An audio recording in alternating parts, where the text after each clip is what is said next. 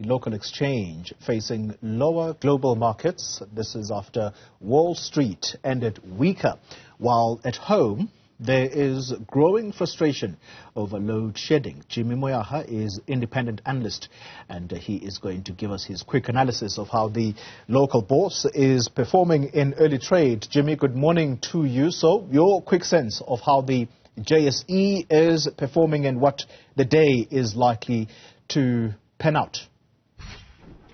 Well, we're seeing a slightly softer open on the JSE. As you rightly mentioned, the market is still tracking some negative flows from the US, which filtered through to sort of Asian sentiment. On the Asian side of things, we saw that Tokyo was the only real market that showed significant gains. They're up about 2.5% for the day, and we're expecting that the JSE will sort of track overall sentiment around the caution that's been applied, particularly if you look at the JSE and the fact that we have our inflation numbers coming out at 10 o'clock today. But for now, financial stocks are showing slight recovery. They were down. They closed down about 1% yesterday. They've sort of recovered that 1% in early trade so far. The top 40 is still looking to breach that 74,000 points mark, which it hasn't been able to do since making new highs recently. And we're looking to see if today might be the day that happens. We're also keeping a close eye on the currency side of things. We've got the rand finally breaking below the 17 rand level, still struggling with that 17 rand level against the dollar. It'll be interesting to see whether or not we will have the momentum to sustain below that 17 rand level. We know that the load shedding concerns have had a dampener on the strength of the rand and the performance of the rand, particularly in this week. It's sitting at about 20 rand 94 to the pound and about 18 rand 37 to the euro. Let's talk about Stats SA, which will publish December's inflation numbers. How bad are things on that front?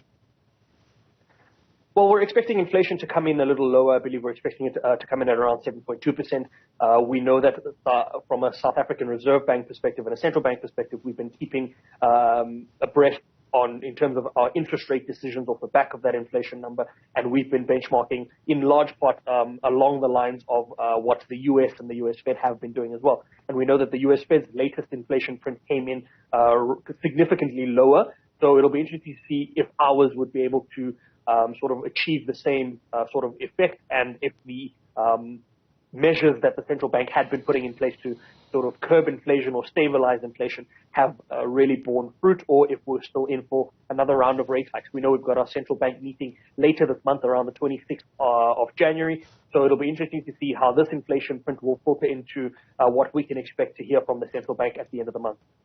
Let's quickly look at company news. Richmond, South Africa has published sales, and the increase there of 8% for the third quarter and 18% for the 9 months, which ended on December the 31st, 2022. Talk us through that performance. Yeah, so sales numbers were up, as you rightly mentioned, for that third quarter. A lot of that was driven by sales out of Middle East, Africa, and Europe, not so much Asia Pacific. We know that they've been struggling since the lockdowns or the restrictions that China has imposed.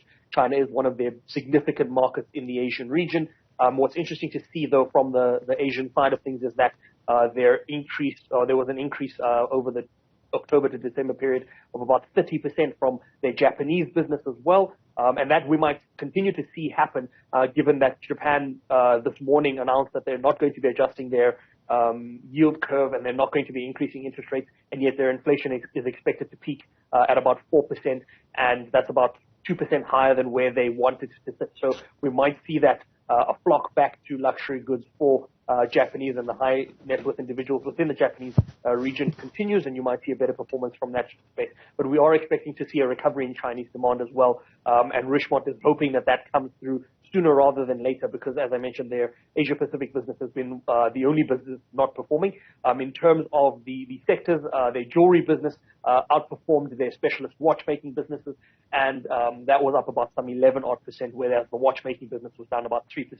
So overall, the numbers from a comparative perspective, if you look at 2021 versus 2022, the numbers were significantly improved in 2022, albeit the constraints from the Asia Pacific business. Yeah, let's conclude with EOH. which plans to launch a 500 million equity fundraising effort next week. This is to try and fix its lopsided capital structure. Well, while you talk us through the specs of this rights issue, this is a company that's been in the news, Jimmy, for all the wrong reasons. What's compelled EOH to embark on this? Well, they believe that they're finally back on the right track. I mean, you remember, as you rightly mentioned, they were quite frequently mentioned in the state capture inquiry and the commissions, and then they're quite detailed in the report in terms of their involvement. They've since been investigated by the SIU. They've reached settlement agreements with the SIU for certain tenders that were awarded in the past, and they've agreed to pay back certain amounts and that sort of thing. But the business has really begun a turnaround strategy. The current CEO, who's been at the helm since 2018, has sort of gone the route of reducing debt, cleaning up the business, really getting everything back on track for this exact type of situation where they believe they can go back into the markets and see if they can get back some consumer confidence and some investor confidence.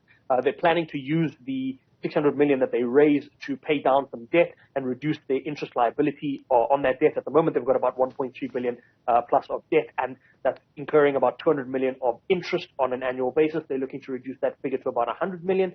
So they're looking to halve that figure, if not more. And that's quite significant considering that they come from a position of having been 4 billion rand in debt at one stage. So very positive improvements for EOH at this stage, and they feel that this is the right time for them to take advantage of this and go back into the market and get some investor confidence back into the name and behind the brand and see if they can start to or continue on the momentum that they've built over the last number of years. Jimmy Moyaha is independent markets analyst. Thank you very much for that quick update.